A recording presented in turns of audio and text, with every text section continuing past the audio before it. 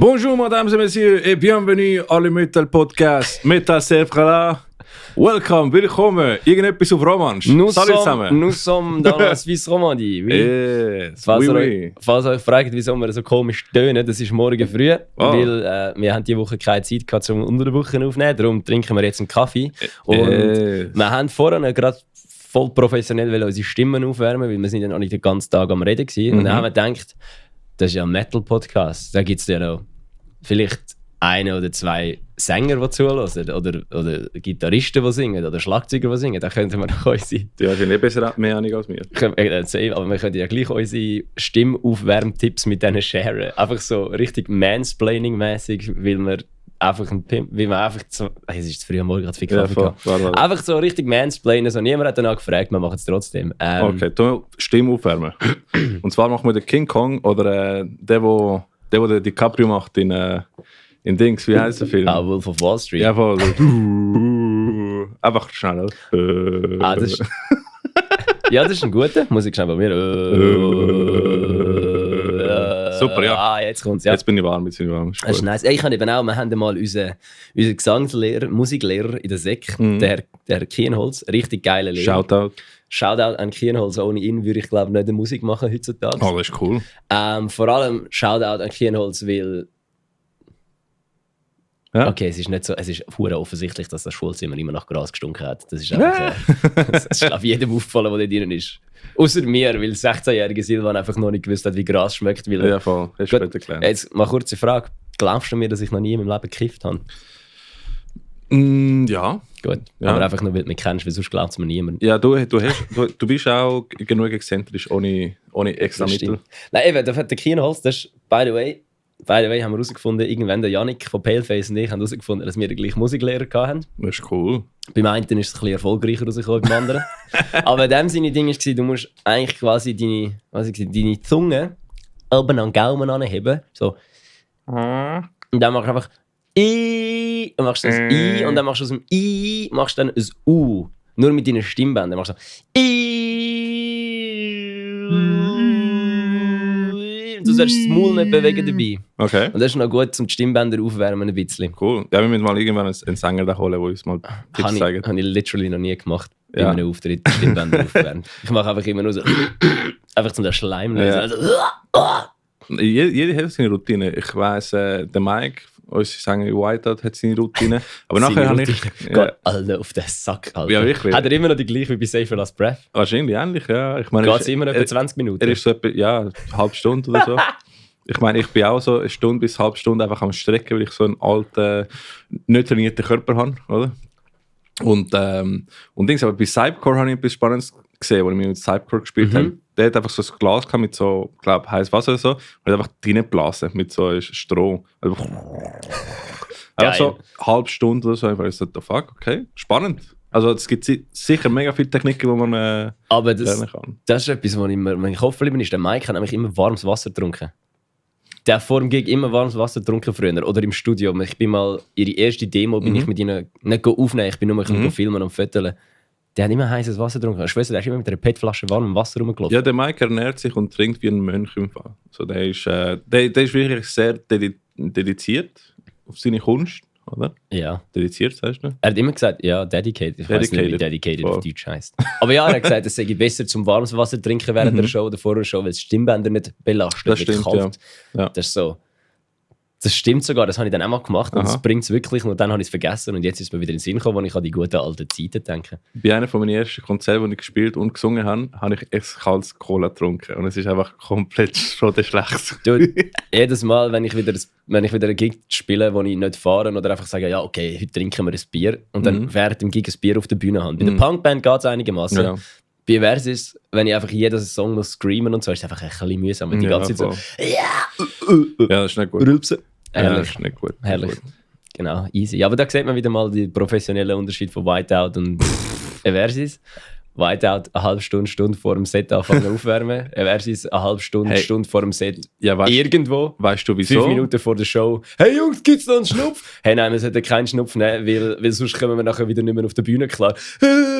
Ja, okay, es gibt noch einen Schnupf und nachher kotzen wir wieder alles raus. Herrlich. Weißt du, wieso ich überhaupt so lange muss aufwärmen im Fall? weil es mir so vielmals passiert, dass ich einfach Krampf am Arsch oder am Bein bekomme. Besonders wenn du ein Bein auf den Lautsprecher hast und nachher die ganze Zeit und irgendwann versuchst du zu laufen, so Du, der rechte Fuß Bühnenkrampf. Ich weiß nicht wieso. Immer. Wahrscheinlich, weil du dort mehr... Immer rechter Du hast Fuß. wahrscheinlich den linken Fuß auf den Lautsprecher, oder? Und dann hast du noch mehr Gewicht auf den rechten Bein. Meistens kommt es literally ab dem Moment, wo ich auf der Bühne stehe, wo ich noch gar keinen Stage-Move mache. Einfach nur rechter Bühnenkrampf, rechter Fuß Bühnenkrampf. Immer. Aber eben, genau, es ist nicht, dass du krasse Moves machst. Oder nur wenn du in einer Position bist, wo nachher ein Fuß mehr Kraft hat als die andere. Oder wahrscheinlich bist du eher auf einer Seite mit der Gitarre. Das passiert mir literally beim Auflaufen. So, auf Stage laufen und dann so, jetzt kommt's. Ja, dann ist wahrscheinlich so ein Tick oder so. Oder? Nein, ich glaube, ich habe einfach da irgendwie, keine Ahnung, wahrscheinlich irgendwie jetzt... Gut, das ist der, wo ich noch mehr trainiert habe. Vielleicht liegt es an dem. Du hast den Break-a-Leg literally genommen. Vielleicht. Ja, genau. Vielleicht liegt es einfach dort, als ich noch jung war und Snowboard-Training hatte und alles, dass es dort auch ein bisschen... Ja, wahrscheinlich, oder? Dem war. Jetzt, die letzten 2-3 Gigs, habe ich es nicht gehabt. Nein, also deshalb... Also ich wegen der Krämpfe im Fall. Sonst... Früher habe ich nicht gemacht. Aber ja, dann ist es nicht so gut rausgekommen. Hey, das ist so, man wird alt. Ja, wirklich. Kaffee ist saugeil, Alter. Gell. Also, welcome zu Metal Server. Ich weiß nicht, haben wir das gesagt? Ich glaube schon. Ja, wir haben es ganz am Anfang gesagt. Voll einfach Französisch. Ja, genau. So, wenn ihr Französisch wisst, dann habt ihr es gecheckt. Aber ja, wir sind der Schweizer Metal Podcast aus der Region. Für die Region, das habe ich vergessen zu sagen, letzte Episode. Shit. Ist schon der Bauernverband gekommen, hat das zusammengeschissen oder was? Ja, wir haben den Migros hat uns schon angeklagt. By the way, apropos Migros, ich bin ein bisschen enttäuscht von El Toni. Sie haben zwar die Story geliked, oder? Ja, aber sie haben es geliked, nachdem es schon offline war. Wir haben eine Story gemacht, wo ich El Toni in der Hand hatte und dann geschrieben, Hashtag El Toni, bitte sponsert unseren Podcast, weil wir wollen ja auch, was habe ich geschrieben? Wir wollen ja auch, nur dass Leute ein bisschen gehypt sind, weil ja El Toni ein Mate ist, so ein bisschen das Aufputschmittel. Habe ich hure funny gefunden, habe ich gut gefunden. Nice. Sie haben es geliked, aber bis jetzt noch kein Sponsorvertrag. Vor allem, wir müssen die einfach punishen mit mehr Stories. Einfach. Also das kommt dazu. Persistence is key. Persistence is key. Irgendwann haben sie einfach genug von uns. Sonst, falls ihr nicht unseren Podcast sponsern jeder von uns hat noch mehrere Musikprojekte. Sponsort White oder Diversity. Wir können auch dort mal etwas machen, ja. Voll fix. Hey, aber was hast du jetzt haben wir uns, glaube in 2 Wochen noch mal gesehen, oder? Also, wir haben das schon gesehen, wir haben einfach keinen Podcast aufgenommen. Genau, wir haben uns mit dem Mikrofon in der Hand nicht gesehen. Das stimmt, ja. Aber wieder einiges passiert. Ich meine, du bist... Nein, gar nicht. Also der Grund, wieso wir auch heute den Podcast am Morgen machen, ist, weil der Bella ein international Businessman ist und einfach mega busy ist. Jawohl, weil der Bella nicht ist Orbit Culture schauen. Wäre hure Double, Alter. Bist du nicht geschaut? Nein, ich bin ja als Casper-Konzert. Stimmt. Aber ich muss sagen, Casper war fucking Metal gewesen. Wenn wir gerade dort weitermachen. So. Ist zwar chronologisch nicht korrekt, aber wenn wir gerade dort... Du bist ja gleich. Einmal ist es, warte schnell. Ich glaube schon. Casper war vor dem Samstag, oder? Ja. Ja. Eben, das war eine Orbit Culture. Ich habe von allen gehört, dass bei In Flames 2 in der ersten Reihe gestanden ist. Das ist notwendig, glaube ich. Es sind einige im Influence-Konzert. Ja, genau. Dann, ich habe von meinen Kollegen eigentlich erwartet, dass ich wesentlich mehr Videos von Orbit Culture bekomme, einfach zum gemobbt werden. So, du verpasst sie gerade, du Wichser. Ich habe eins bekommen mit dem Kommentar, fucking stabil. So, ja. Ja, Mann. Ja, das hätte ich jetzt noch gedacht. Geil. Hat er fucking stabil tönt. Und ja, dann bin ich als Casper-Konzert. So, das erste Mal seit langem wieder einmal mit der Lexi, ohne irgendwie müssen foteln oder schreiben oder sonst etwas. Hast du einfach gegangen? Einfach, das Ticket haben wir vor 1,5 Jahren gekauft oder so. Ja, übrigens, für die, die nicht wissen, der Bella schreibt ja für rocknews.ch. Genau. Lexi ist ja die Fotografin, die auch mitmacht. Genau. Auch ist die Nummer 1 Supporter und irgendwie der 6. Bandmitglied von Versus irgendwie. Ja, mindestens. Sie ist unsere Bandmami. Ja, falls sie ist immer dabei, immer cool, immer coole Fotos machen. Und deshalb sind wir auch mega viele Konzerte unterwegs. Und eben deshalb bist du also busy, Mann. Ja, genau. Und dann sind wir dort rein. Es war verdammt komisch, weil wir einfach ein Ticket haben müssen angeben. Und dann sind wir, ja, verdammt lange nicht passiert. Und dann ist so Vorband, so Tua, so ein deutscher Popmusiker. Und dann habe ich gemerkt, dass ich modernen deutschen Pop nicht mehr verstehe, weil irgendwie es sind keine Lieder gewesen. Es ist einfach so eine Aneinanderreihung von Parts gewesen, die aber nicht wirklich dann am Schluss meiner Meinung nach als ganzes Lied durchgehen. Also das war einfach Game-Musik am Schreiben gewesen. Ich weiß nicht, was es war. Nein, es ist so, wirklich so komisch. So. Dann ist so Sprechteil und dann wieder Musik und dann wieder so Musik mit Sprechgesang und dann wieder so und einfach irgendwie nicht so ineinander gegriffen. Es war nicht so ein kompaktes Stück am Schluss. Voll. Ja, egal. Okay. Auf jeden Fall hat es mich angeschissen, dass ich nicht bin Orbit Culture schaue, aber Casper ist ja, wie wir alle wissen, Casper Core Kid by Heart. Stabil, Bruder. Falls ihr wollt wissen, wieso Casper seine Stimme so tönt, wie sie tönt, geht mal auf YouTube den Song My Own Strength von Not Now, Not Ever schauen. Das hast du mir, glaube ich, gezeigt, oder? Das Ding, das tönt wie der Donald Duck auf Crack, ist der Casper. Und ja, es war wirklich fett gewesen. Wirklich, der hat eine neue Band. Er hat so eine alte Band gehabt, wo alle so Metalhead sind, so mit so Black Metal Shirts auf der Bühne die ganze Zeit. Also das war deine alte Band? Ja, oder? Und die haben überall so umgedrehte Kreuze angemalt und so. Also für die Casper-Band? Ja, seine Band. Das war eine geile Sache. So, der Timur hat der Drummer geheißen und der Gitarrist der Mischbeck und so. Die waren plötzlich nicht mehr rum. Bin ich ein bisschen sad gewesen. Aber komischerweise ist jetzt die Band, die er jetzt geht, besser. Weniger Metalhead gewesen, aber die Musik war viel mehr Metal gewesen. Weil bei gewissen Parts ist es wirklich einfach gescheppert. Ist wirklich nicht. Ja, wenn du überlegst, zum Beispiel, also Metal tut sich ja mehr und mehr ins Mainstream reinfließen. Ich meine, Electric Callboy. Ja. Ich meine, fucking Jocks in der Schule hören es wahrscheinlich auch, oder? Die Nerds auch. Oder ich meine, alle irgendwie. Ja. Oder? Die Dungeons & Dragons Spieler sind auch, alle sind Electric Callboy am Hören, oder? Cheerleaders wahrscheinlich auch.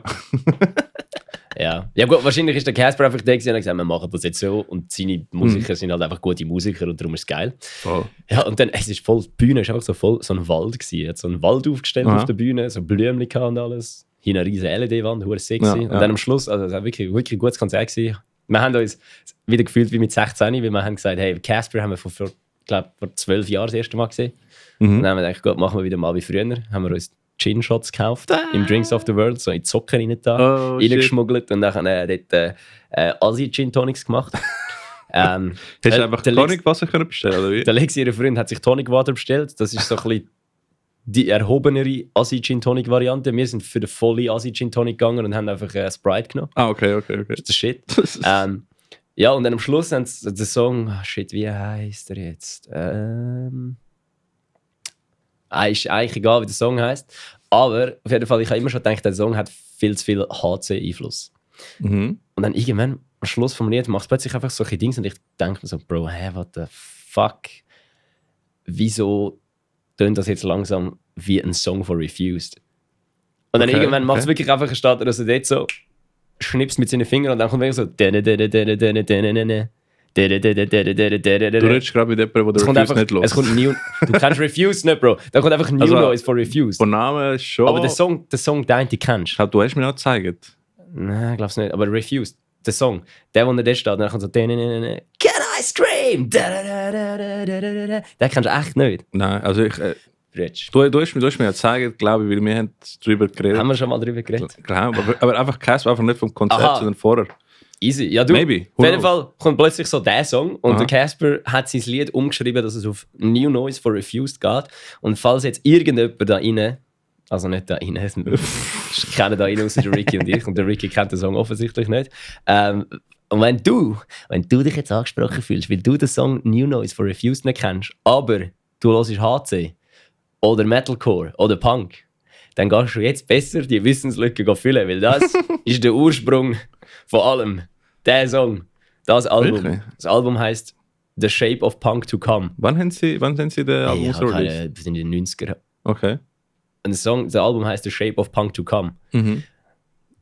Ist das echt Literally is The Shape of Punk to Come. Ah, lustig. Ja. Lustig, ja. Wirklich Legend Band. Die habe ich mal als Vorband gesehen von Rise Against. Niemand hat sie kennt. Also, was ist Refused? Und ich so, Bro, wir gehen jetzt. Der Sänger hat so das Mikrofon immer ins Publikum rausgerührt. Und er hat so ein langes Kabel gehabt. Er ist einfach so geschwungen, so ins Publikum rausgerührt. Das Mikrofon ist so 10 Meter rausgeflogen. Ist das nicht vor kurzem bei Max Rose passiert? Er hat einfach eine Frau geschlagen mit dem Mikrofon. Keine Ahnung. Doch, Bro. Das ist gerade passiert. Er hat das Mikrofon gerührt und einfach eine Frau in der ersten Reihe einfach voll ans Gesicht tätscht. Er hat so ein Foto vom Nachbarn. Richtig scheiße. Damn, Alter. Ja, machen das nicht. Auf jeden Fall. Oh shit, apropos Mikrofon in die Fresse. Nathan Gray bin ich auch noch schauen. Scheiße sexy. Auf jeden Fall, nein, das ist durchgeklopft. Was haben wir gehabt? Ah, nein, das ist Casper. Was ist Casper? Das ist der Schick. Wann ist das? Ist das Dienstag? Nein, das letzten Mittwoch. Also Mittwoch, lass mich schnell checken. Ich glaube am 7. Dezember. Voll. Also, nein, 7. Dezember war Billy Talent. 30. November ist Casper. Eben, genau, weil das ist vor dem Konzert, wo wir gegangen sind. Genau, am Donnerstag dann, völlig spontan, hat Onkel Fabian, der Umi, hat geschrieben, ob ich noch Nathan Gray schauen. Sänger von Boys That's Fire. Ja. Ist lustig gewesen. Morgen war Joe McMahon erste Band gewesen, so Singer-Songwriter. Geiler Dude, hat eine CD gekauft. Dann Ja, das ist etwas, hast du erzählt. kommt aus dem Nichts eine Band aus Australien, die Clowns heisst. Mhm. Krieg, Anarchie, hässig, schnell, Ich besoffen. habe gesehen, einige Leute haben über Clown gepostet. Ich kann die nicht. Absolute Fickerband. Wirklich, Ja? Kennst du Bronx? Nein. Okay, ist auch so eine HC-Band, so eine Punk-HC-Band. Das ist Punk-HC einfach wirklich in dem so Fall. in die Fresse. Aha, In aha. die Fresse schneller Punk, Hardcore, irgendetwas in die Richtung. Sänger kommt irgendwie, das Publikum haut alles das Mikrofon in die Schnur. Also mir hat das so, dass wir reinschreien und dann hat es mir irgendwie so einen Backen gedrückt und ich so, Oh. Bro, hau. Oh. So, hau. So 18 Leute das Mikrofon in die Fresse gehauen. Richtig grusig Aber gewesen. die Überraschungen sind geil. Wenn du ist kannst eine geil Band, kennst du nicht. Ja. Das ist mir passiert, als du mit Dropout Kings gespielt hast. Ja. Und ich habe die nicht gekannt und ich habe die vor dem Konzert geschwind gelesen und so, Junge, das ist schon verdammt geil. Und nachher live ist es einfach abgegangen, wie Ey, Sau. same. Mann. Dort habe ich gesehen, wir waren Vorband von Dropout Kings, ich noch nicht so wirklich reingelassen. Ich Aha. habe gedacht, okay, so reingelassen, so, oh mein Gott, hoffentlich haben wir Ja. Zeit. Jetzt ist mir von meiner Lieblingsbands geworden. Ey, Ich das bin, ist ich bin shit. heute Glitchgang am Hören gewesen im Auto. Im Fall. Der Ohne Glitch-Gang ist so gut. Ja, voll. Glitchgang, gang, gang, gang, make that shit, bang, bang, bang, bang. Es ist verdammt stumpf. Es Ja, ist stumpf und roh, aber geil. voll. Und richtig geiler Rhythmus, richtig gute Raps, richtig gute Ja. Stelle. Ah, ist einfach geil. Nein, eben, das war dann, weißt du, die sind wirklich völlig, also, vor allem sie sehen einfach aus wie die grössten Assis. So, stell dir mal vor, so Kernassis, aber Ja. Kernassis als Australier. Mhm. So Schnauz von Kuhila, Pit Viper, Shorts, die so knapp über die Arschbacke gehen. Ja. Richtig hässliche Shirts, also wirklich, die haben perfektes Outfit gehabt. Und dann kommt Nathan Gray.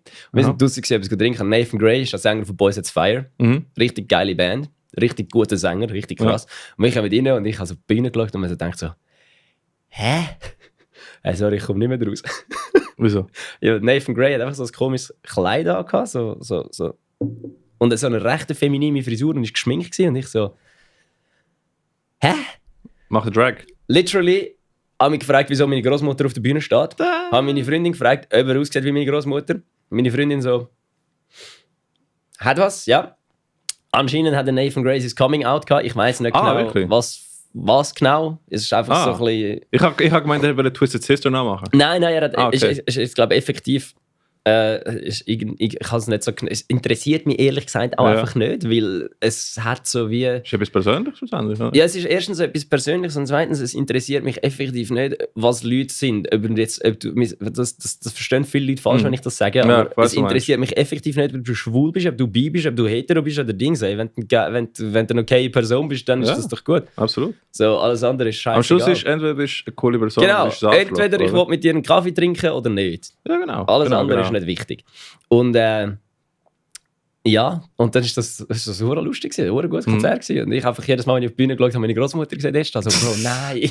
Also dann hat er nicht die beste Auswahl an Kleider gemacht. Mal fucking gut ausgesehen, Ja. aber literally 1:1 wie meine Großmutter. Es ist nicht. Ist er alt? Ja, er ist nicht so alt, aber er hat halt schon graue Haare. Aha, okay, ja gut, das macht Nathan Gray, oder? Ja, ich habe dann haben wir den guten Witz gehabt, schreibt er sich jetzt Nathan G, Klammern R, A. Oh, irgendetwas habe ich gelesen. Das wäre fucking funny. Aber glaube nicht.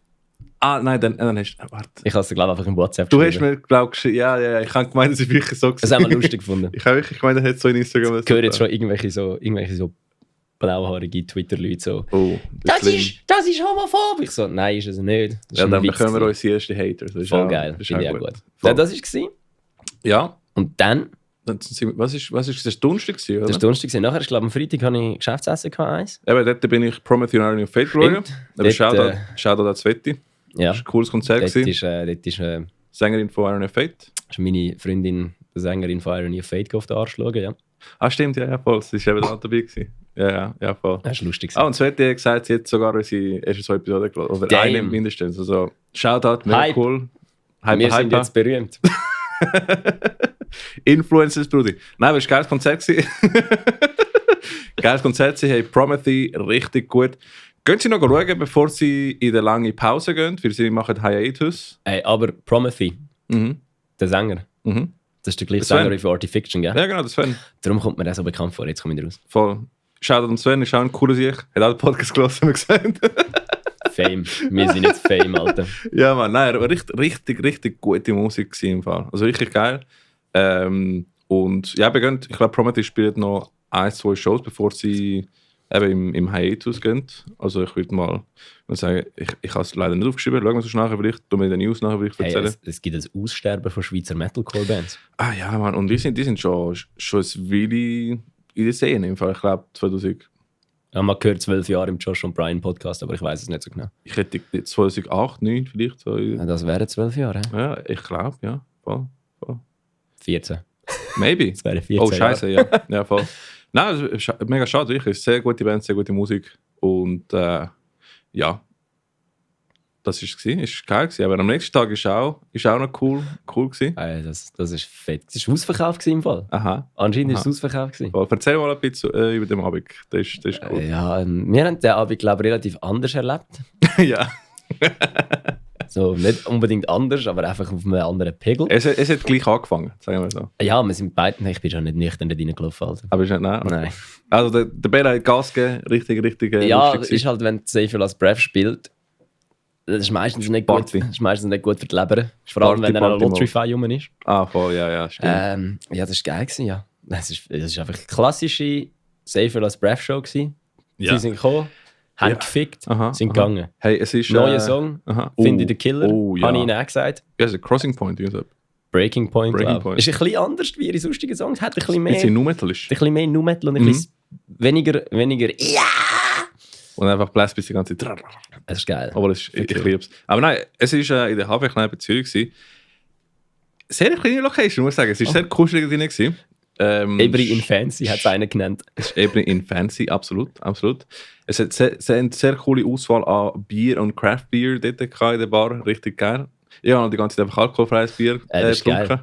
Und nein, es ist geil. Sehr kleine Location, aber der Sound war brutal für so eine kleine Location. Die Drums sind nicht einmal aufgenommen gewesen. Ich glaube, also Overheads, oder? Du hast Cabs gehabt, einfach mit dem Mikrofon, aber der PA ist fast nur für Vocals gewesen. Es hat so gut getönt im Fall. Bei beiden Bands, bei Lotrify und Safe Last Breath. Ich habe es richtig gefühlt, Alter. Ich bin da in die erste Reihe gewesen. Also wirklich geil, das war wirklich geil gewesen. Ja. Aber ein bisschen viele Leute.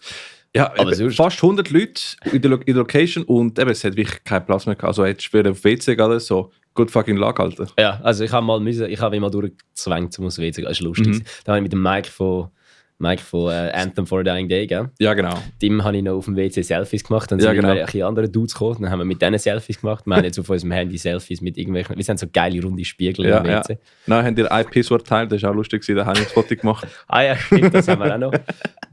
Ja, und am nächsten Tag bin ich mit ihm biken, bin ich 2 Wochen voran. Ja, das ist gut. Mit ihm, eben der Mike, ehemalig Sacrifice with a Side, jetzt Bassist bei Anthem for a Dying Day. Coole Dudes, könnt ihr hören. Shoutout. Sie suchen immer noch einen Drummer. Aber hey Bruder, wir kommen noch auf Musiker Tinder. Ja, wir kommen noch auf Musik, aber ich habe gerade gedacht... Ich muss noch die Musik machen für Musiker Tinder, da kommt noch etwas Spezielles dazu. Voll, ja. Gut, ja. Nein, was haben wir noch gehabt? Ja, das ist gut gewesen. Nein, in der Lotrify einfach auch wieder...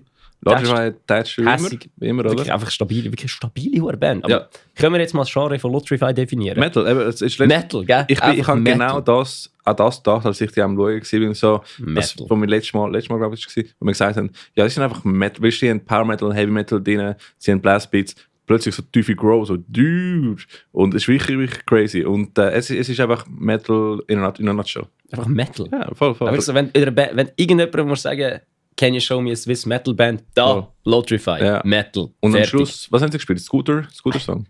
Ich glaube, sie hassen das. Ich hab am Anfang gemeint, es ist halb auf Electric Callboy. Und dann so, wait a minute. Ja, es ist ziemlich... Eben, weil... Hyper ist und Maria von Scooter ist... Es ist ziemlich... Also... Ja. Man muss ja niemandem glauben, das ist ja nicht das Geheimnis, dass das neue Eskimo Electric Callboy Album heavily Scooter-influenced ist. Ja, definitiv. Aber ich bin so, du hast einfach einen verwirrten Ricky, da denke ich so, hä? Geil. Weil Scooter habe ich natürlich gekannt, ein bisschen, eben wegen dem Song wahrscheinlich. Aber nachher mein Hirn hat es einfach komplett mit Hyper irgendwie ersetzt. Und ich habe völlig vergessen, dass die Melodie existiert. Ja, voll. Aber das war lustig, das war eine geile Abend gewesen. Ja. Dann sind wir weitergegangen nach dem Konzert ins Norden. Stimmt, wir sind noch ins Norden. Voll, nachher bist du einfach... trinken. Longcrow trinken. Ich habe ein paar geile alkoholfreie IPAs noch probiert. Also dann sind wir im McDonald's. Ja, aber bevor das bist du unter mir die ganze Zeit Metal am Schreien in eine Bar.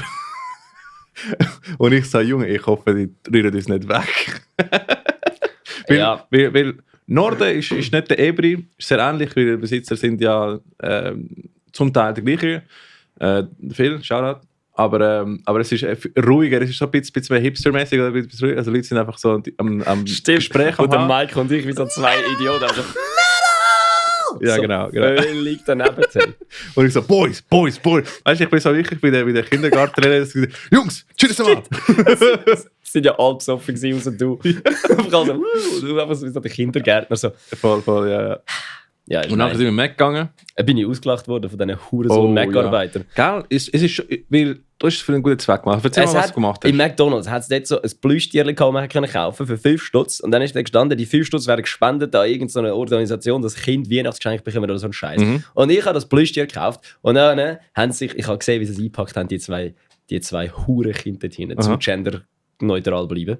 Zwei Hurenkinder dort hinten. Haben sie es eingepackt und einfach so gelacht, so, wer kauft sich schon ein Spielzeug? Und ich so, du Wichser, komm da an, fucking fight me. Ich mach's für Kinder, Bruder. So, mach's für Kind. Fucking fight me, you little bitch. Und bekommst du ein geiles Plüschtier. Also, ja, das ist ein geiles Plüschtier. Man, gehen dir Mac ein Plüschtier kaufen. Ja, ist das shit. Dann, falls du irgendwie ein Geschenk vergisst für deinen Neffen oder so, hast du das Plüschtier daheim. Das ist geil. Ich habe nachher noch gesehen, in der Story von White Dog Suicide, sie haben am gleichen Abend in einem McDonalds auch das Plüschtier gekauft. Wer hat das? White Dog Suicide. Sag mir etwas. Ja, das ist also aus Glarus, glaube ich, mit so einer Shoutout. Punkband. Wirklich viele Shoutouts. Machen wir Shoutouts. Shoutout City heute. Ja, das ist mein Lieblingsteil. Das habe ich beim Josh und Brian Podcast die ganze Zeit. Aber Shoutout an die Band und die Band. Shoutout an alle Shoutouts für alle. Wir sind eigentlich da gerade nur am allen zeigen, dass wir mega viele Leute kennen. Aber wir sind mega cool, wir kennen Leute. Aber genau, wir sind da genau, um die Bands der Region mit euch zu teilen, näher bringen, ein bisschen vernetzen. Geht ein Konzert. Genau, jetzt alle so mit dem Notizblock so, okay, White Dog Suicide auch hören. Ja. Und sonst, wenn es irgendwann mal eine Kombination kommt und so, hey, kennst du die Band? So, irgendwo habe ich das gehört. Und so, eben, genau. Nachher bist du nicht mehr so der clueless, ahnungslos der Typ dort, der, kann ich keine Bands, die du jetzt gesehen hast? Nein, ich habe alle Metal-Saber schon mal gehört. Das stimmt. Voll. Ja, und dann wäre der ja wie durch, oder? Ja, das ist eine coole Abend gewesen.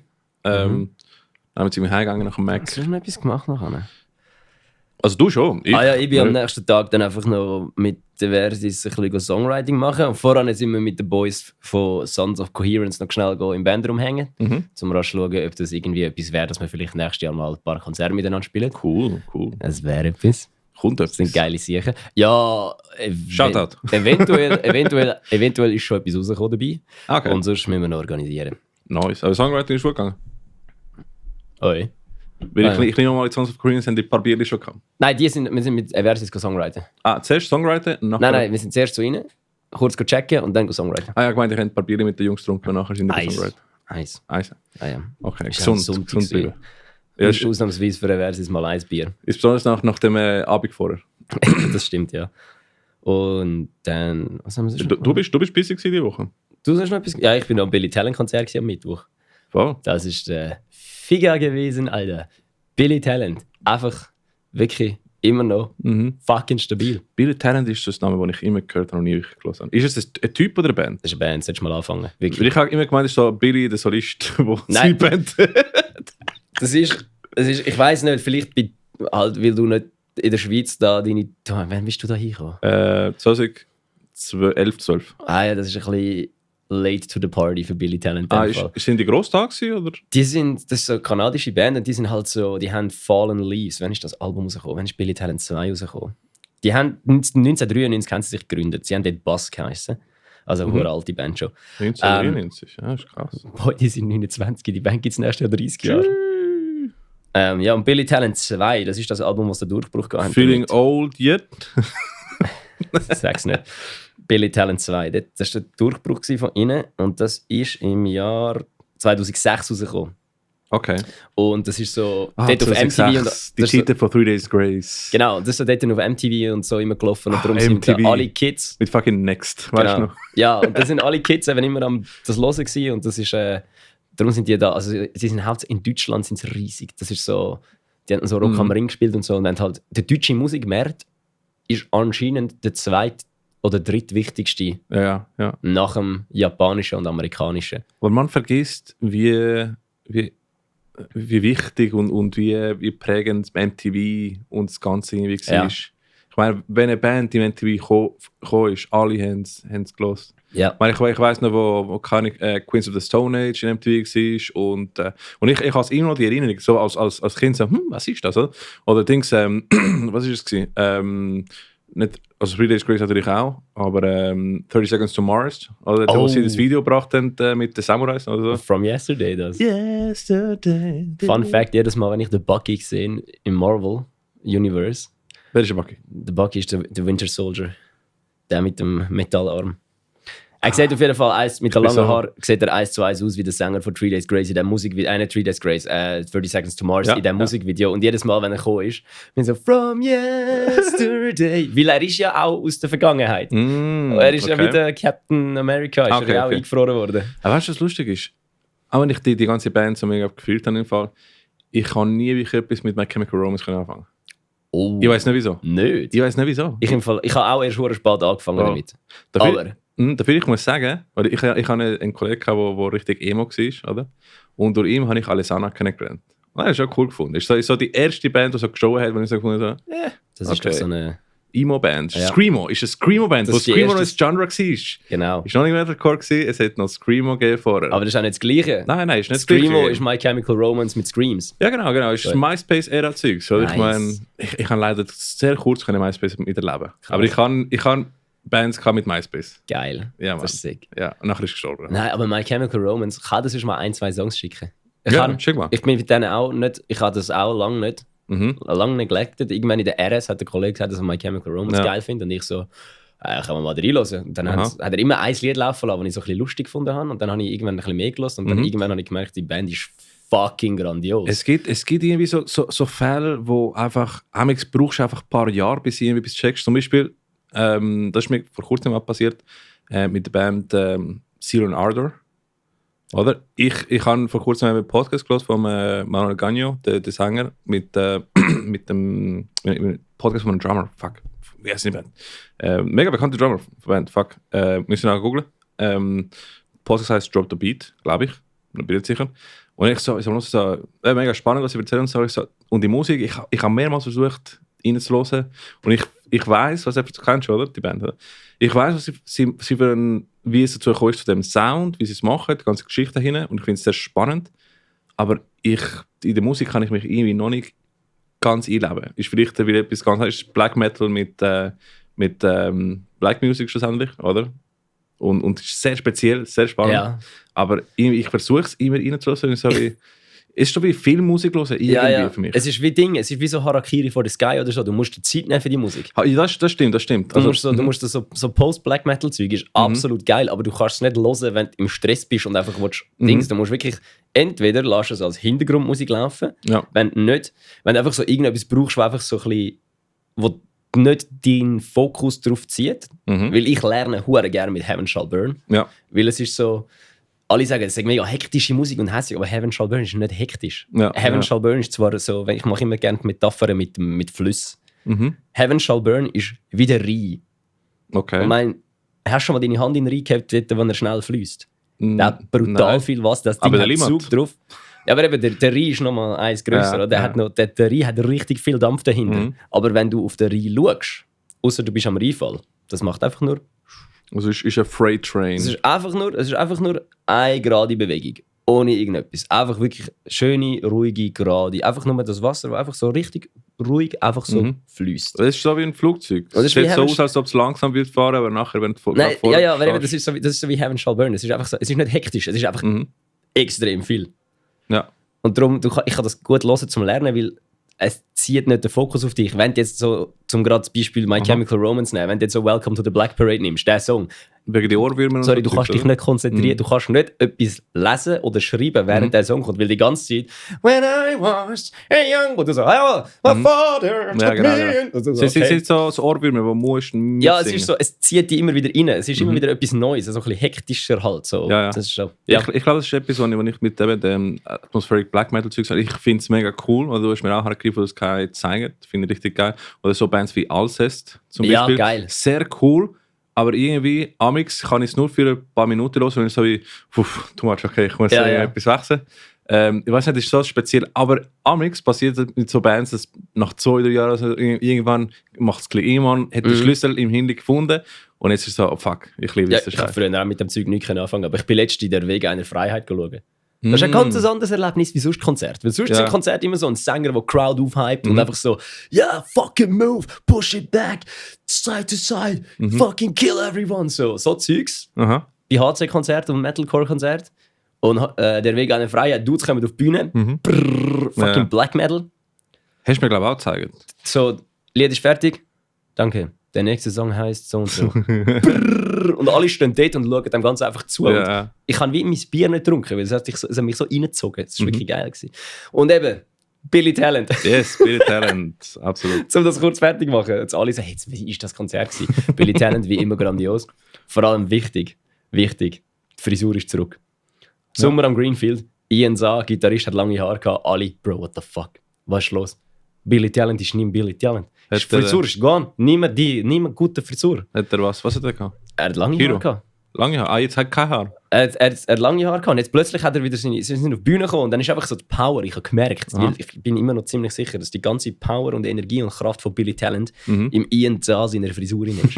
Weil er hat einfach so alle Haare so gerade auf. Ja. Frisur in Comicbuchcharakter. Er ist auf der Bühne gestanden und einfach so und ich so, die Frisur ist zurück. Also, so ein bisschen wie der von Static X gemacht hat. Ja, aber einfach geiler. Okay. Genau, das war es. Ja, hure sick. Ja, auch Vorband Frank Turner and the Sleeping Souls. Hure gut gewesen. Papst. Ja, ist ein Vorband. Papst. Nicht schlecht, aber auch nicht wirklich etwas zum eine Postkarte drüber schreiben. Okay. Ja, sie sind, glaube ich, noch ein bisschen unerfahren, was Konzerte angeht. Das ist eine neue Band gewesen, oder? Ja, das ist, glaube ich, eine frische Band aus Deutschland. Crowd Interaction ist so ein bisschen... Oh, das ist eine neue Band, die einen Slot bekommen im Ball. Das ist schon... Ja, sie haben... Fun Story. Sie haben einfach... der Sänger von Billy Talent hat einen Song von ihnen laufen lassen, dann haben sie einfach geschrieben, hey, braucht ihr noch Vorband? Und Billy Talent so... Oi. Geil. Haben sie erzählt. So sagen die auf die Tour gekommen. Ah ja, gehen wir sonst mal zu unseren nächsten Punkt. Wir haben einen mega random Punkt, aber das ist eigentlich lustig. Erzähl mal du. Du hast ja im... Welchen willst du jetzt? Wenn wir zuerst noch kurz, wenn wir schon bei Line-Ups sind und so, wenn wir zuerst über das Greenfield Line-Up auskotzen? Ja, aber das ist bei den News, noch, wo wir den Intro News, stimmt. Zuerst haben wir noch genau... Der Random Fact. Ich bin Letzte. Nach dem Billy Talent Konzert. Das passt sogar. Perfektes Segway. Weißt du was? Fragen wir, ob jemand das mal erlebt hat. Genau, eben. Ich kenne es. Bist du mal an einem Bahnhof? Ich kenne es garantiert. Du bist sicher schon mal an einem Bahnhof, an einer Tankstelle oder sonst irgendwo gewesen. Und dann läuft so ein Dude auf dich zu. Hey, do you speak English? Und meine Antwort war das mal, if it's Illuminium, then no. Und bin weggelaufen. Weil letztes Mal habe ich hier Schlägerei mit so einem. Ja. Weil es ist auch wieder einer, hey, du speak English. Und ich sehe, dass er eine CD da hat. Und ich so, oh no, not you again. Und er so, hey, what do you mean not you again? Ich so, ja, calm the fuck down, bro. Das sind so Assis. Eben, falls euch das noch nicht passiert ist, es gibt so eine Band aus Estland, die heisst Illuminium. Hat Illuminium geheißen. Ja. Die hat jetzt mittlerweile 3 Namen gehabt. Mittlerweile, auf dem neuen Album heisst es California Condor. Das ist der Scam. Das ist der Scam vom Jahrhundert. Das ist eine Band, die sich 2012 aufgelöst hat. Und so verbliebene Mitglieder, die machen immer noch weiter als die Band. Und die kommen immer am Bahnhof und nachher verwickelt sich in ein Gespräch, ob du Rockmusik gerne hast. Wenn du sagst, du kannst Englisch. Und nachher behauptet sie hätten da eine CD aufgenommen, gerade neu. Die CD ist 2010 aufgenommen worden. Eine schlechte CD. Und nachher sagen sie seien gerade auf Tour und ihr Bus ist zusammengefallen und darum brauchen sie jetzt Geld, darum verkaufen sie ihre CD oder sie sind gerade auf Tour und sie machen Promo, weil nächstes Jahr spielen sie am Greenfield. Haben sie mir gesagt. Und ich habe am Greenfield gespielt. Ja. Dann sagen sie auch die ganze Zeit mit anderen grossen Bands, sie gehen nächstes Jahr mit dieser Band auf Tour und du so, die Band geht nächstes Jahr gar nicht auf Tour. Und das Beste ist, das sind immer andere Leute. Und sind wir sehr aggressiv? Ja, immer ein bisschen, nicht, sie lassen nicht locker. Ja. Und, aber das ist, beim ersten Mal ist mir das gar nicht aufgefallen. Weil beim ersten Mal bin ich so knapp 20 gewesen und habe einfach halt das Gefühl gehabt, es sei eine coole Band, die da... Ja, eine junge Band, wo, weißt du, ich meine, es ist auch nicht selbstverständlich, dass die Band einfach heutzutage rausgeht mit CD. Das ist eine coole Sache. Ich habe mich dann aber beim ersten Mal so gefragt, aber was machen die an der Hardbrook? Ja. Sie kommen aus Estland, spielen nächstes Jahr am Greenfield und sind nicht auf Tour. Die sind mal eine legit Band gewesen und nachher einfach Scammers geworden. Genau, also jetzt ist es so, die Leute, die ich anquatsche, die sind nicht von der Band. Das sind irgendwelche Leute, die behaupten, meistens haben sie haben gesagt, einmal hat mich eine angequatscht, dass sie die Freundin von einem von der Band sind. Ja, das habe ich auch gesagt. Weiss ich nicht was, und die sind alle nicht von dieser Band. Das sind irgendwelche Leute, die wahrscheinlich wie so ein Schneeballsystem die CD verticken müssen. Ja, ich glaube, es ist Pyramid Scheme. Ja, 100 Pro. Und das ist wirklich, kauft keine CD von California Condor oder Illuminium. Wie haben sie sich zwischen geheißen? Sie haben einen anderen Namen gehabt. The Frage ist der erste Name. The Frage ist der erste, genau. The Frage ist der erste. Dann Illuminium und dann California Condor. Voll. Und das Lustige ist, ich habe eine Insta-Story gemacht zum Thema, Illuminium ist wieder rum, aber sie heißen jetzt anders. Und ich habe viele Reaktionen darauf bekommen, wegen, nein, nicht die Arschlöcher. Ja, ich glaube, der Brian und der Josh haben sie nicht sogar mit der Zweti drüber geredet? Maybe. Scheint sie sogar noch da gewesen. Das ist eben auch irgendwann, die so, ja. Die Sache ist, die sind mega, die gehen für die Hard Sale, oder? Die wollen einfach dich jetzt reindrücken und können ziemlich aggressiv werden, ziemlich unfreundlich. Ja, so sie sind nicht freundlich, nein. Und das Schlimmste ist, weißt, stell dir vor, du bist Grossmami oder bist am Einkaufen und dann kommen sie, hey, du speak English und du legst so, ich nicht, aber vielleicht mein Enkel hätte gerne Rockmusik. Und weißt, so aus einem guten Gefühl. So hat der Brian eine CD von denen bekommen. Ja, genau. Oder vielleicht für den Neffen, oder weißt, und du findest so, hey, mein Enkel oder mein Neffe ist auch ein Musiker, ich weiss, wie schwierig es ist, oder tu mal eine Band unterstützen. Oder einfach so ein gutes Gefühl. Und dann nehmen die scheiß Scammers einfach das Geld und gehen einfach wahrscheinlich auch Koks kaufen. Läutet den Kopf so. Aber das ist, weißt du, was das Ding ist? Das ist wahrscheinlich die Band, die am meisten Geld verdient mit CD-Verkäufen. Wahrscheinlich, ja. Das ist die einzige Band, die noch Geld verdient. Ich meine, wenn die gleiche CD einfach 3 oder 4 Mal anders presst und sagst, das ist immer neu, oder? Ich meine, ja. Natürlich, ja, es ist so wie, es ist auch nicht gerade der klugste Business Model. Ich meine, wenn du schon ein Scam machst, dann mach etwas, wo ich Kohle bekommst. Nein, das wäre ja eigentlich, glaube ich, es wäre sogar eine gute Idee. Wenn du nur so 3 Leute bist, die davon leben, geht es ja. Aber das Problem ist halt, die Schweiz ist ein kleines Land. Ich glaube, jeder ist schon angequatscht worden. Jeder. Das ist viel zu dumm. Von dem her, läutet den Kopf an. Das ist nämlich illegal. Ja, ohne Bewilligung darfst du nämlich nichts auf der Straße verkaufen. Ja, voll. Es ist einfach peinlich. Ja, es ist nicht nur das. Du darfst nicht, ohne Bewilligung darfst Zeug nicht verkaufen. Aha. Es wäre mehrwertsteuerpflichtig. Du müsstest Quellensteuer abgeben, wenn du ein Ausländer bist in der Schweiz. Aha. Das ist theoretisch gesehen. Also ich weiss jetzt nicht, ob es in diesem kleinen Rahmen, wenn es nur 10 CDs am Tag verkaufen, auch so ist. Aber theoretisch gesehen hättest du da ein riesen Ding dahinter. Ja. Cops anrufen. Nächstes Mal, wenn ihr California Condor seht, einfach gerade den Cops anrufen und sagen, hey, die Jungs sind wieder da, kommt hoffentlich. Das sind so ätzend, Mann. Falls irgendwelche Polizisten uns zuhören.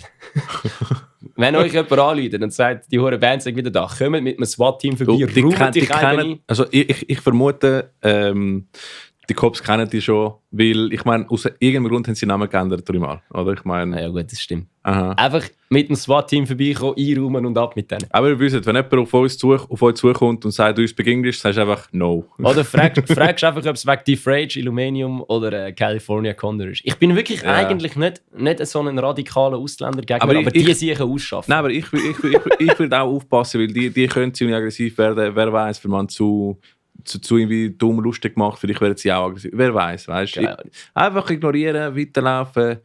Fuck those dudes. Ja, eben, wirklich. Ja, wirklich. Ich bin wirklich eigentlich nicht gegen Ausländer, aber die sich ausschaffen. Ja, entweder bist du ein cooler Dude oder eine coole Person oder ein Arschloch. Entweder wir trinken zusammen einen Kaffee oder nicht. Egal ob Ausländer, Schweizer oder was auch immer. Ich habe den perfekten Folgetitel. Ah? Irgendetwas mit LGBT, wir trinken keinen Kaffee mit California Condor. Also dann egal. Cancel die 3. Episode, stimmt. Aber nein, das gibt Traffic. Der Titel gibt Traffic. Ja, das Clickbait. Ist Clickbait. Wenn noch irgendwo Sex reinbringen und dann ist gut. Ich habe so genug von Clickbait im Sex California Condor. Aber jedes YouTube-Video muss einfach einen Cringe-Clickbait-Namen haben. Jede News... CNN und Scheiß muss irgendwie so ein komischer Clickbait haben. Fucking Metal News Sites müssen auch so Clickbait-Bullshit haben. Und nachher, es hat vor kurzem einen gegeben, wo Leute einfach von Ola England einfach irgendwie Aussagen von seinen Videos nehmen und einfach so, der hatet auf Pantera und so. Und dann hat der Ola England einfach in Englisch wieder kommen und so, no, das ist einfach pur Clickbait. So. Ola England hatet Pantera. Ja, der Ola England, wo etwa 8 originale Dimebag Daryl Gitarre die hat. Nein, es ist irgendwie... Früher ist wie sagst du das, Journalismus respektierte und Ja, aber das Problem ist, die armen Sicher können ja gar nicht mehr machen. Du wirst ja heutzutage gezwungen, du kannst ja gar nicht mehr richtig und das tut mir mega leid, oder? Man muss einfach Clickbait machen, weil Leute klicken ja natürlich auf Clickbait. Ja. Aber nach so vielen Jahren mit Clickbait, irgendwie hast du genug und ist so wie, hey... Stellen das Internet ab. Voll. Aber jetzt, wenn wir schon von News haben, Alter, wir sind heute Segway Kings. Wir sollten uns so einen Segway kaufen. Weil jetzt kommen... Laufen wir auf der Newsmusik? Ja, ich glaube schon. Also mach mal Countdown. 3, 2, 1. Metal Servola, Breaking News.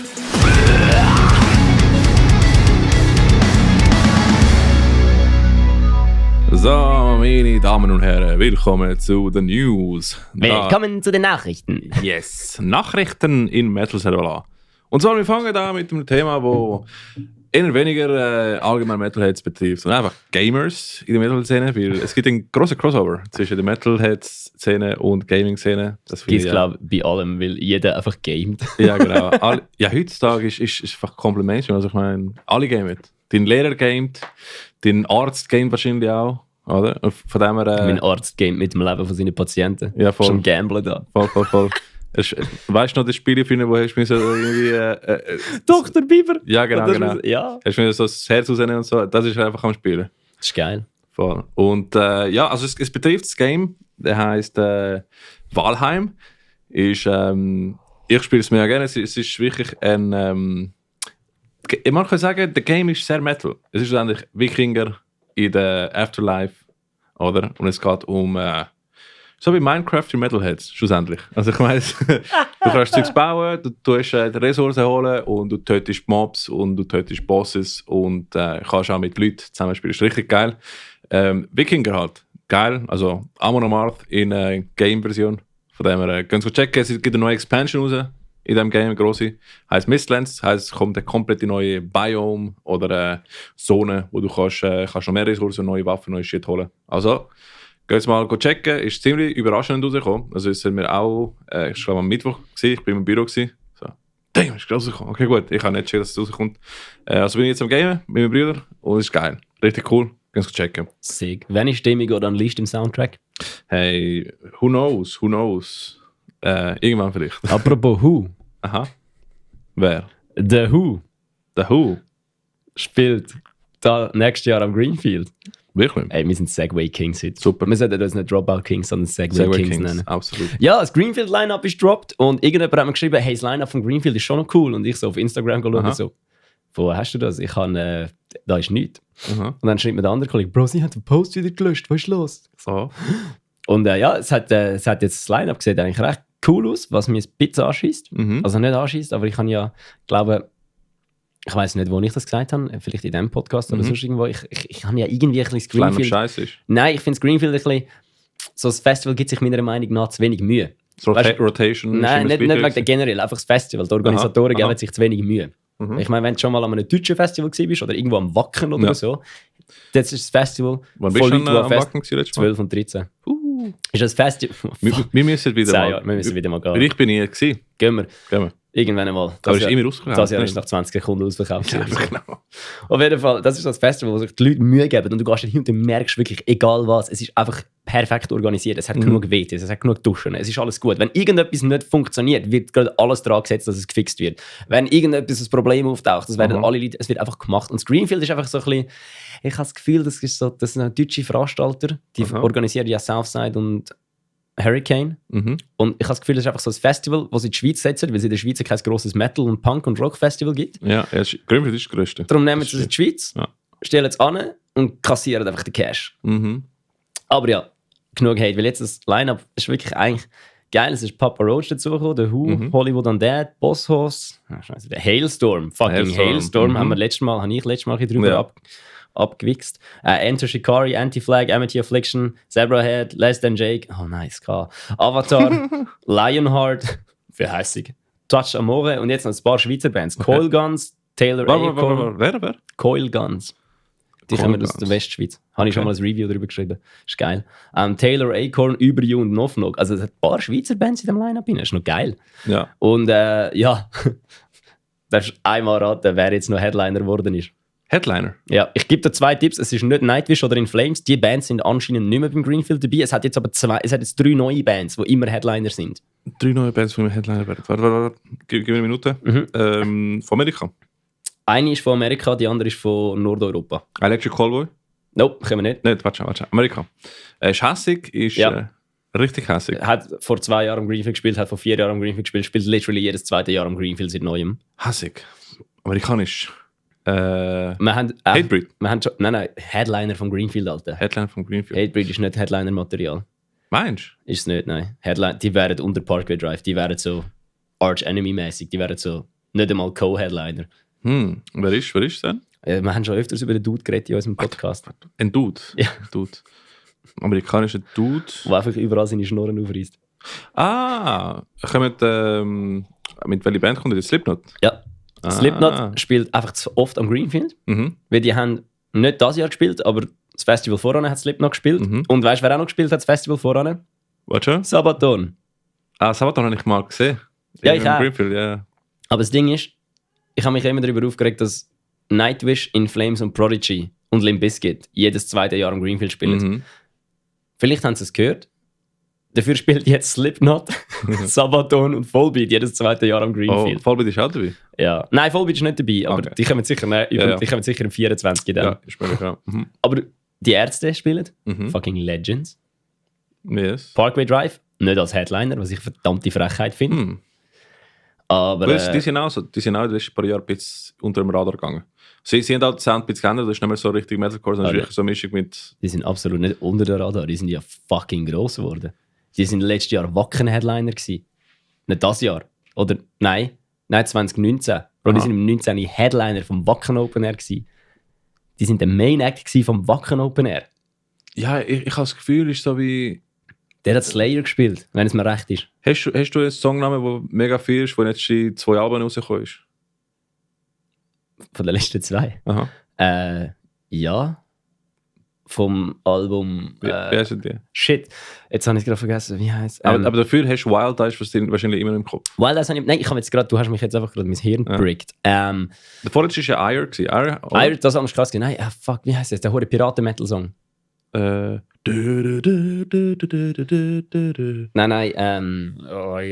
Aber eben, Nein, The Void ist vom Neuen. Der ist richtig sick. Ja. Glitch vom Neuen. Aha. Absoluter Ficker. Also, Soul Bleed, fucking hässig. Sache ist, für mich, Parkway Drive ist eine Power Metal Band geworden. Oder? Es ist immer noch cool, ist nicht mehr gleich. Natürlich, ja, People change. Das ist so. Oder schlussendlich. Aber für mich irgendwie, ich habe es gelesen, oder? Ich habe die Alben nicht gelesen. Bei Ire hat mir, glaube ich, mehr gefallen als der letzte. Ja, Ire finde ich auch immer noch das beste Album. Beste? Aha. Wirklich? Ja, ich finde es das beste Album. Weil es ist, die alten, so Horizons und so, ist zwar schon cool, ist richtig stabiler Metalcore, aber meiner Meinung nach ist es ein bisschen zu wenig eigen. Ire ist so wirklich etwas Eigenes, das habe ich noch nie gehört voran. Weißt du, was ich meine? Aber wenn du überlegst, die ersten Alben, beziehungsweise das erste Album von denen, hat fast ein ganzes Genre. Das stimmt. Ja, aber eben darum finde ich vielleicht Ire besser, weil es hat nach diesen Alben von Parkway Drive hat es viele Sachen gegeben, die in die Richtung gegangen sind. Es war eine Reinvention gewesen. Sie haben sich neu darum gefunden. habe ich es vielleicht einfach schon zu viel gehört von anderen Bands auch noch, weil es einfach ähnlicher, ich meine Buried Tomorrow hat er doch letztens einen Song geschickt. Welchen ist es gewesen? Der, den du mir gezeigt hast, der eine Song, den du... Sovereign King oder so? Ja, genau, der tönt der hat ein Solo drin, das tönt Ice Rise wie Home is for the Heartless. Aha. Und der ganze Song tönt recht ähnlich wie Ja, alle haben alte Parkway Drive kopiert. Eben darum finde ich Ire so ein geiles Album, weil ich habe bis jetzt noch nichts gehört, das tönt wie Ire. Okay, ja, aber sie sind ein komplett neuer Sound. Und es ist Rage Against the Machine, Alter. Und Rage Against the schon. Machine ist halt einfach schon Ficker. Voll. Ich glaube, ich habe mich ein bisschen irgendwie disconnected, ein bisschen von Parkway Drive. Ja. Gehört, aber es ist nicht mehr so wie, okay, cool.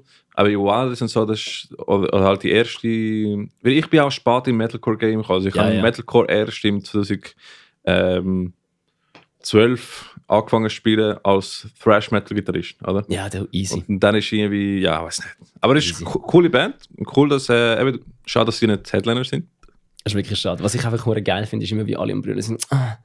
So, This doesn't sound like Horizons anymore. I'm not going to listen to it. Und ich denke mir nur so, ja, es ist mir, glaube ich, scheißegal, Alter. Ja, es interessiert sie, glaube ich, wirklich einfach nicht. Leute tun sich weiterentwickeln, oder? Und deshalb sage ich es nicht als Diss oder so. Ich persönlich habe mich ein bisschen disconnected. Ich finde es nicht scheiße. Ich finde, es ist ein bisschen Genre-Change, oder? Ja. Aber wenn man schon über Line-Ups redet...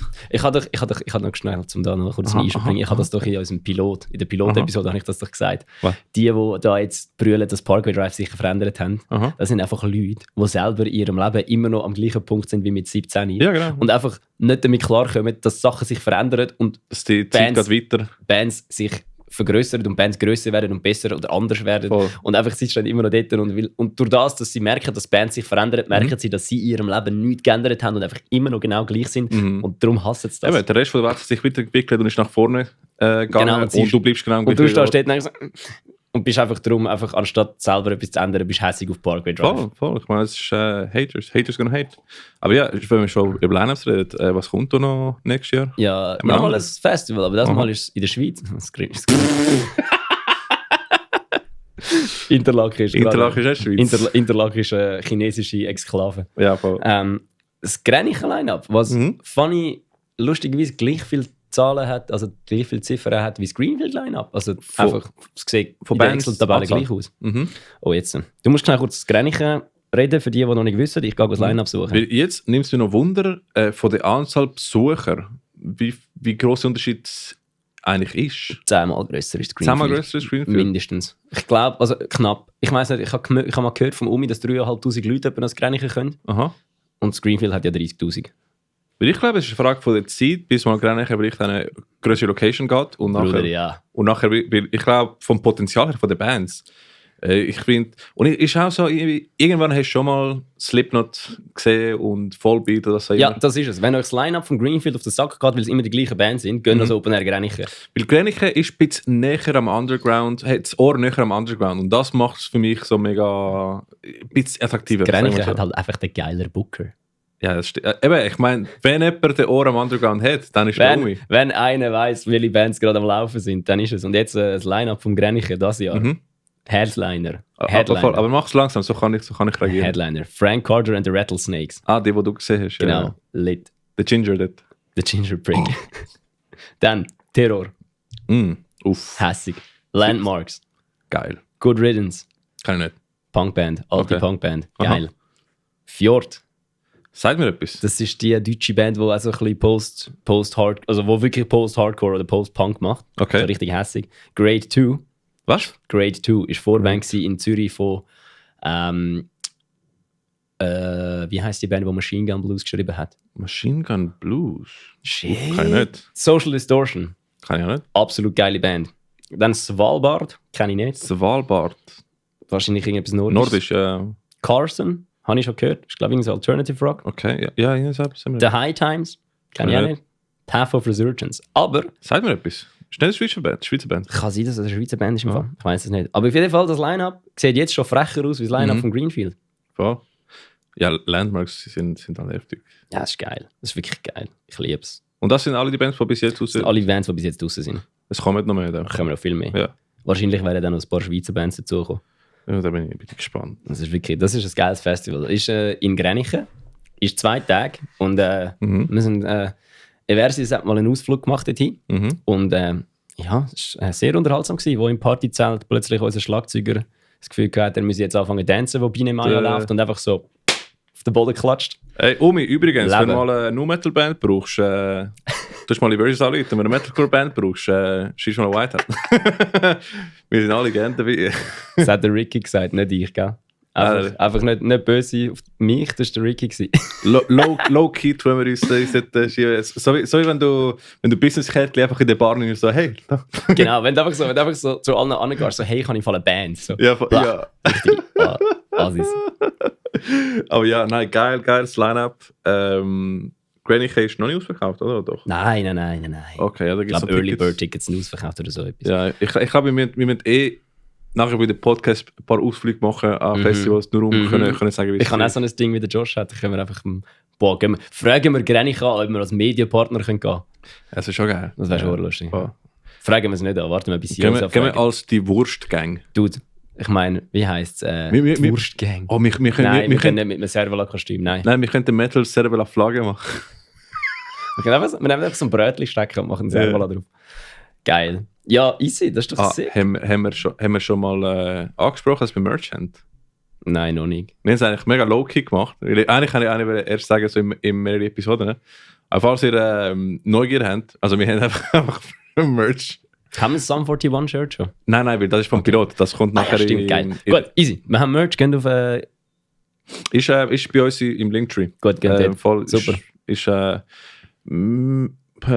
nicht. Aber Ist im okay. Linktree findet ihr es raus. Wir haben ein paar lustige Sachen parat gemacht. Meistens mit der Wurst. Ich glaube, wir haben nichts ohne Wurst. Von dem Ich her glaube nicht. joinet den Wurstgang und nachher gehen wir Festivals zusammen. Es wäre schon geil, wenn wir alle mit dem Wursttisch Wir können das einfach die Wurstwecke nennen. Der Wurstwägli. Wurstwecke. Geil. Ja, Oh, in ja. dem Fall. Gehen wir mal weiter. Yes. Du hast da ein Release aufgeschrieben. Weil ich habe einen Release geschrieben und zwar Metalcore-Band Mayflower haben ein neues Album released. Wo kommen die? Die sind, glaube Freiburg, Ah. weil das ist der Gitarrist von Defender, der neue gewesen. Mit Der dem, Triss oder der andere? nein, der andere, Johnny? Nein, nicht Keine Ahnung, Johnny. wie er heisst Nein, einfach. aber mit dem neuesten Gitarrist von Sacrifice with a Size, bevor sie sich ausgelöst haben, der ist der Johnny. Das ist der Johnny. Ja. Also heisst, zwei Dudes, die die Szene schon ein Weile dran sind, haben Forces joined, Mayflower angefangen und sind Openers für Spiritbox gewesen. Das ist heftig. Heftig, dass sie das geschafft haben. Spiritbox. voll. Nightwish für Millennials, Alter. Hey, ich liebe Spiritbox, Alter. Und nein, sie haben jetzt ein Album released, Misery, hat ein paar sehr coole Songs drin. Production ist auch top. Also, geht's mal hören. Es klingt cool, aber Metalcore halt, es ist also so in der Richtung von all die Bands, die in Sirius XM gehören oder wie heißt es, Octane Metalcore, so in die Richtung. Also ganz hören, ist cool, very emotional. Und ja, das wäre es zu releasen. Sonst habe ich glaube nichts Neues gesehen in der Zeit, außer ich kann einfach nicht, bin nicht Nein, aufmerksam. ich auch nicht, aber genug es ist glaube ich nicht wirklich viel gelaufen. Es ist auch Sammy Klaus Tag gewesen und Weihnachten Ja. kommt. Ich glaube, Es alle läuft sind eh nicht so viel beschäftigt. über die Weihnachten. Voll, ich glaube, nachher, wenn der New Year, New Me kommt, dann alle so, ja, jetzt nachher gehen alle ins Studio. So, hey, das ist unser Jahr. Das ist ja So, wieder sagen unser wir Jahr. immer mit weiter so, what a 2K16. So, literally jedes Jahr. Das ist wieder unser Jahr. Wer ist Ja. jetzt 2022? Voll. Und dann- Big News coming soon. Was haben wir gemacht 2022? Ein Schulabschluss. Jawohl. Yeah, das ist immer noch etwas Gutes. Das ist auch nicht schlecht, ja. Voll. Also dann kommen wir ja zu Konzerten, die sonst noch kommen. Mich haben die Jungs von Days of Ruin geschrieben. Oh ja. Weil die hören den Podcast, haben es cool gefunden. Und ich weiß aber nicht, wer genau von der Band geschrieben hat, weil sie haben mit der Band Konto gemacht. Aber Shoutout, Jungs, wenn ihr sie hören. Ah ja, kleiner Tipp, wenn ihr mit eurem Bandkonto schreibt, im Fall die Leute schreiben euch öfters zurück, wenn ihr euren Namen noch drunter schreibt. Nicht der Bandname, sondern der geschrieben hat. Voll. Dann wissen wir nachher, wenn wir mal live gehen schauen, wer uns angeschrieben hat. Weil sonst ist es so wie das Spiel von, wer ist es gewesen, oder wie heisst das Ding? Ja, ja, vor allem auch wenn du ein Konzert willst spielen und du fragst jemanden an, ist es wirklich noch cool das ist wirklich so ein Tipp fürs Leben. persönlich, Schreibt einfach noch euren Namen drunter, weil sonst wird das E-Mail ganz sicher einfach gelöscht. Absolut, ja, voll. Und eben, Days of Ruin, Shoutout, die spielen am 10. Dezember mit Irony of Fate und die Exiled. Also ich etwa 8 Stunden. Ah, ist heute! Scheiße! Scheiße! Weißt du, wir machen nachher noch schnell einen Warte. Post auf die Story. Ja, voll. Sorry, der Podcast muss Hey, heute sorry, raus. scheiße, ich han gemeint, okay, es ist heute. Also heute. Da muss ich die fucking Musiker-Tinder-Musik noch schnell machen. Ja, aber, easy, kommt schon gut, du aber ja, schaffst das. Days of Ruin mit Irony of Fate und die Exiled in Seegasse Burgdorf heute. Also, falls das am Sonntag oder später los ist gewesen. Aber eine coole Dude, schaut halt immer noch. One Love und dann voll. Also, das ist heute. Fuck. Easy, gut, ich mach mal weiter. Der Ja. Ricky kann sich nicht mehr beheben vor Lachen. Stroke of Fate, Volume 11. Das Yes. ist von wie heisst es da? Broken von der bösen Fate. Band, von Broken Fate. Im Chillout in Böswil. Voll. Wieder einmal. Haben wir noch, wie viele Bands es sind? Weil es sind ein paar. einige. Es Und sind ein paar Bands, es sind nicht nur 2. Ja. und sie haben sich einen Wirrwurm reingeholt, habe ich gesehen. Wirwum. Yeah. The Exile? Take Death, Bruder. The Exile, Days das of ist Ruin, falsch, Irony of Fate. nein, das das ist ist ein falsch. anderes Konzert, ja. Das war falsch Link. Okay. Wir können jetzt dann von Irony of Fate eine Unterlassungsklage über oder so einen Fußfest, dass wir nicht mehr näher als 50 Meter als Janet dürfen, weil wir so viel über sie geschnorrt haben, der Voll. Podcast. Also, Broken Fate, Wirwum, Sore Point, Face the End und Days of Ruin. Voll. Türöffnung 18.00, Eintritt 40 Stutz, Chill Also in out, 6 Zentralstraße. Stunden empfangen. Das will. Nein, das ist am 5 Stunden. 17.12. Das stimmt. Entschuldigung, Das ist ja, nächste ich, Woche. ich bin jetzt komplett verwirrt. Ist easy. Überlass das mit den Daten mir. Voll, genau, das ist genau. gut. Aber ja, voll Broken Fate, Thrash Metal, Wirwurm, Tech Death Metal, richtig geil. Sorepoint ist so wie Melodic, Modern Death Metal, Melodeath. Der Schriftzug sieht aus wie Core, Cybercore. Ja, voll. Hat etwas, hä?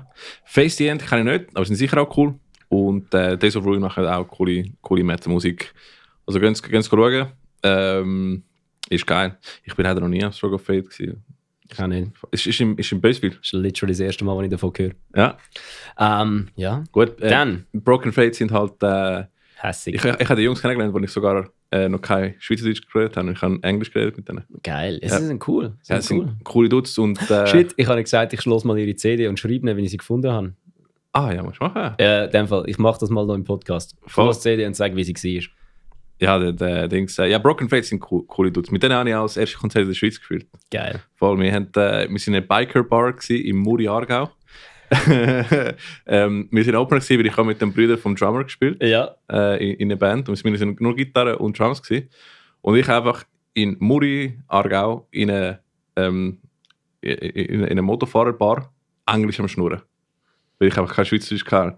Und ich war schon am denken, so, wer ist der dumme Sieg da, der einfach Alle Englisch jetzt, schnurrt? Ein Schnupf in der Nase und ein Bier hinter dem Grün so. Genau. Und ich so, Das ist ein internationaler Act. genau. Ich bin 17, 18 gewesen. Wo Oder? haben sie jetzt die Ja, hergeholt? genau. Voll lustig gewesen. Big Love to Broken Fate. Geht in am Struggle of Fate, wenn ihr im Boss wieder sind. Genau. Und jetzt noch ein bisschen. Jetzt aber. Willst du ausmachen, dass Ich es mach's, Werbung ich in mach's. eigener Sache ist? Voll genau. So, das hat nicht Silvan reingeschrieben, das hat ich geschrieben. Und zwar, es ist noch nicht, es ist nicht heute, es ist nicht auch nächste Woche, es ist am 25. März 2023. Und zwar, es heißt Betrayers of Kamigawa. Und es sind Save Your Last Breath, Thorn, Invoker, Eversis und Another Approach. Wo ist es? In Dynamo? Im Werk 21. Werk Ich 21. hoffe immer noch, dass wir... Es gibt einen Vorverkauf, darum haben wir es jetzt Eben, schon ja, hingeschrieben. genau. Wir tun nachher auch noch den Link zu den Tickets rein und jetzt kommt eben das Wichtige. Es wäre der Shit, wenn wir so viele Tickets vorverkaufen, Das ist hier oben. dass wir rauf müssen. Ja. Das wäre das erste Mal, dass so eine wirkliche Underground-Show in der Schweiz oben im Dynamo wäre. Und es würde mich nicht wundern, ich meine, jetzt ist auch der restliche Konzert ausverkauft gewesen, oder? Ist natürlich ein bisschen größere Location, aber ich glaube... als doppelt so groß. Ja, genau, aber ich glaube, die Bands sind gut, oder? Es ist attraktiv und die haben es da gehört, können das Ticket kaufen, nachher können wir wäre jetzt so die Graduation von Werk 21 auf den grossen Saal. Boah, das wäre der Shit, wenn wir Das ist so, schon geil. wenn wir jetzt, das wäre jetzt mal, die Schweizer Metal-Szene hätte jetzt endlich mal die Möglichkeit, ein Zeichen zu setzen, einfach so viele Tickets zu kaufen, dass eine Underground-Show im Dynamo oben ist. Genau, eben. Also, Weil- liebe Leute im Umgebung Zürich, machen wir das, weil ich meine, wie viel Mal hast du schon Es ist Werk am 21? Es ist am Samstag. Oh. Es ist am Samstag. Eben. Umgebung Schweiz. Kommen Umgebung aus Schweiz. Genf. Wie viel Mal hast du schon Werk 21 Tunnel gespielt? Ja, sicher etwa 4-5 Mal. Ich habe auch etwa 8 Mal dort gespielt oder was auch immer. Das Und ist ich eine meine, richtig geile Location. Also es würde mich nicht anschiessen, wenn wir unten wären. voll, aber oben Aber- wäre halt schon mal... da oben ist der grosse Traum, die grosse Werk 21 Halle. Oben im Dings. Die Frage ist immer auch, welches ist Werk 21 oder ist Dynamo? Sind beide das Gleiche? Ich komme nie draus. Es ist, ich glaube, sie haben einfach die zwei Locations. Und Dynamo ist ja alles, das ist das Jugendhaus. Mhm. Und das Werk 21 ist, glaube ich, einfach die Location Ja. unten. Heisst, glaube ich, einfach so, aber es gehört zum Dynamo. Weil einmal haben wir ein Whitehead-Konzert gehabt und es ist eine Kollegin gekommen, sie ist im falschen Konzert reingelaufen und ist einfach da oben gewesen. So, wo ist der Rick? und Konzert verpasst. Ja, wir haben auch schon ein paar Mal Shows gehabt, wo oben etwas anderes war und dann so mega verwirrte Leute Ja, rumgestanden sind. eben, So es ist irgendwelche Leute, urbrüllend. so das tönt nach Hip-Hop. So. Ja. Ja, du musst auf. Aber es wäre geil, da oben spielen zu können. Also, könnt Tickets kaufen. Das wäre geil. Fix. Gut. Hätten wir News abgehandelt. Yes, das sind die News gewesen.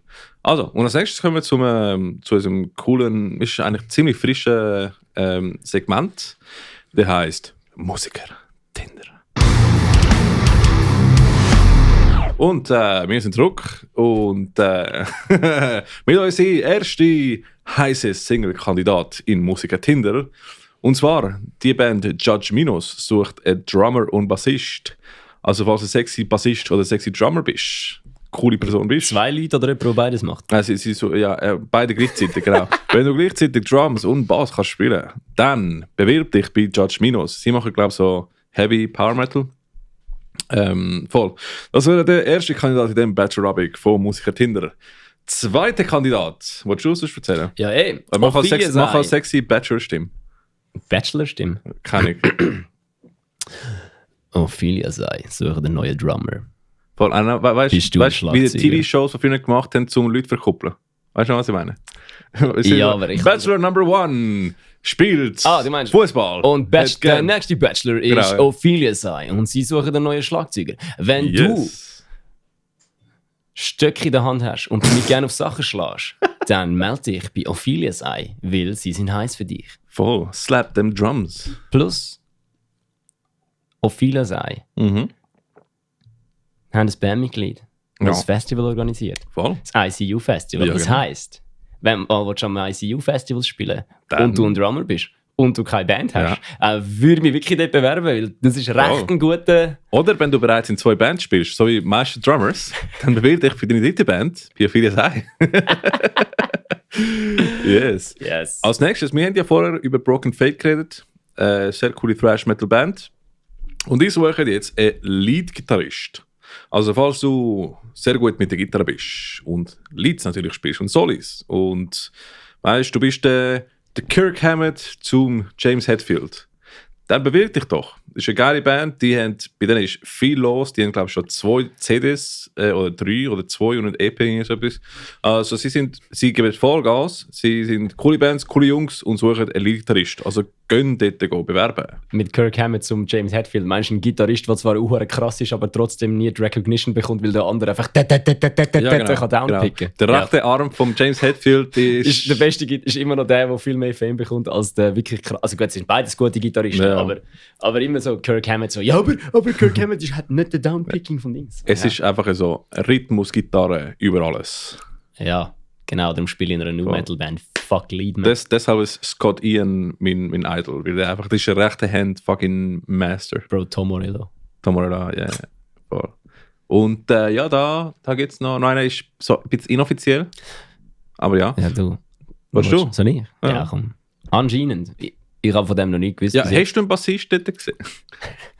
Genau, also falls ihr am den Gig sind, Aha, habt ihr gesehen, dass Safer Last Breath mal mit dem tightesten Bassist ever gespielt hat? voll. Weil der war überall, gewesen, Aha. aber doch nie nicht. Ist omnipotent Er ist- und omnipräsent. Omnipräsent. Eben nicht nein, eben omnipotent, aber nicht präsent. Omnipotent, aber nicht präsent, genau, ja. Title of your Sextape. Omnipotent, aber nicht präsent.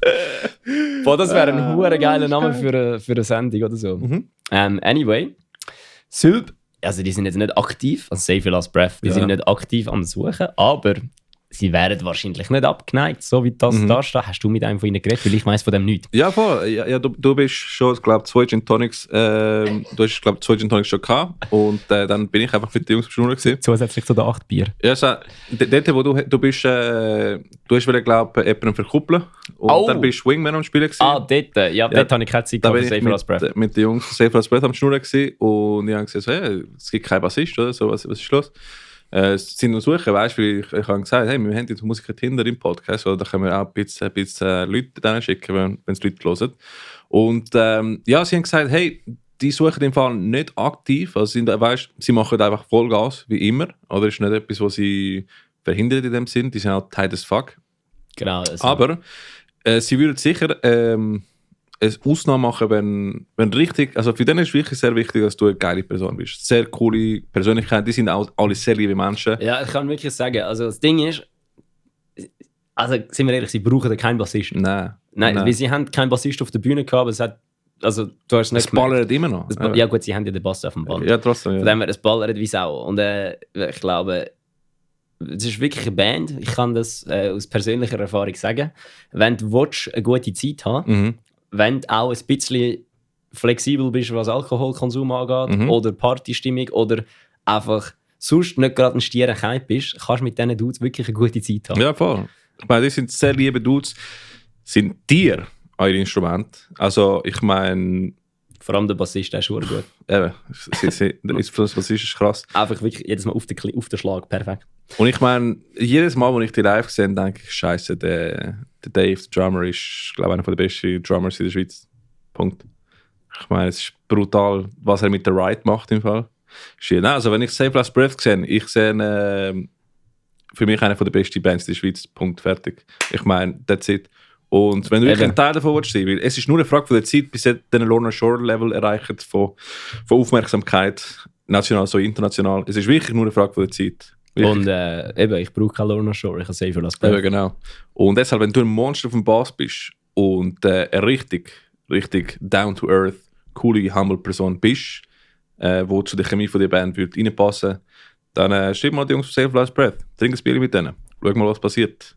Das wäre ein cooles Date, oder? Ja, Und das ist unser Musiker-Tinder-Segment gewesen. Hoffentlich kann ich bis dann Musik. Ich will es nachher geschwind machen.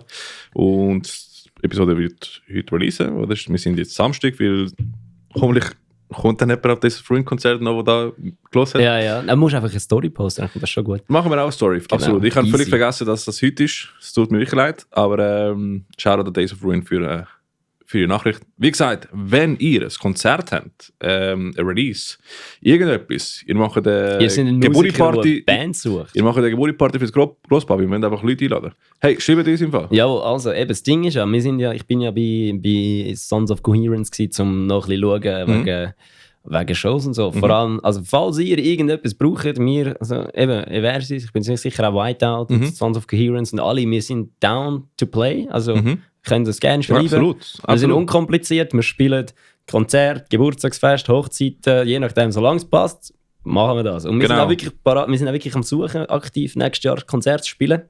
Und ja, ist jetzt von dem her, falls ihr jemanden kennt, der Konzert veranstaltet und eine Band sucht, falls ihr selber eine Band sucht, falls ihr irgendetwas macht, schreibt diesen Bands, die ihr wollt. Absolut. Und schreibt ihr auf all die Bands. Voll. Und schreibt auf alle Bands von mir da, bist ein Booker und kommst vielleicht gerade aus dem Ausland und bist vielleicht ein deutscher Booker, der da in der Schweiz umgezogen ist und kennst die lokale Bands noch nicht. Verstehst kein Wort von dem, was man da sagt. Das stimmt, aber voll. Aber lass mal als ein Kollege von dir, der Schweizerdeutsch kann, das hören. Schreibst mal den Namen von der Band auf, die wir da erzählen. Genau. Alle aus der Region. Und, was mega viele Leute unterschätzen, ist, glaube ich, wenn du einfach mal schreibst, kommt vielleicht etwas zurück. Absolut. Hast du ja gesehen bei der Vorband von Billy Talent? Ja, genau. Die haben einfach mal geschrieben und jetzt sind sie Vorband von Billy Talent. Voll. Kommt gut. Eben, genau. Ja, so ist es. Easy. Jetzt sind wir wieder an dem Part, wo wir am schlechtesten sind. Ciao sagen. Ja, das hohe Ding mal zu beenden. Voll. Aber eben, schreibt uns, wenn irgendetwas ist. Und dann tun wir da vielleicht mal erwähnen, vielleicht auch noch teilen auf unsere Stories oder was auch immer. #Influencers. Und ja, merci, dass ihr Metal Server gelost habt. Das ist Episode 3. Ich glaube, es wird auch ein bisschen strukturierter. Wir werden besser mit Segways. Das finde ich richtig geil. Unsere vorgeschlagene Zeit können wir immer noch nicht einhalten, aber das ist ja egal. Nein, auf was sind wir jetzt? Ich glaube, etwa 1 Stunde 20. Sehr gut. Also, dann habt's gut. Wir sehen uns in der nächsten Episode. Tschüss zusammen. Wie der Papa, wie der Onkel Fabian mir gerade geschrieben hat, heben schönen, aber nicht meine.